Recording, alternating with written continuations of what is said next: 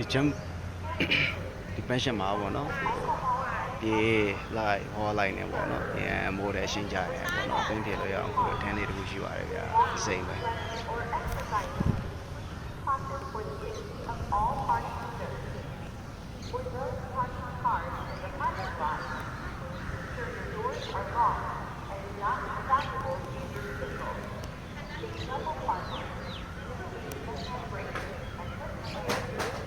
ဒီတန်းလေးอ่ะပေါ့နော်ချစ်သူများနေအထိမ်းအမှတ်နေမှာပြုလုပ်ထားတဲ့တန်းလေးပေါ့နော်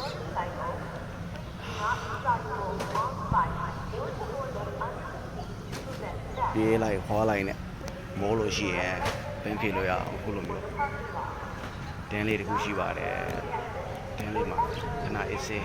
တန်းလေးစီပြီးအနားယူလို့ရပါတယ်ဗျာ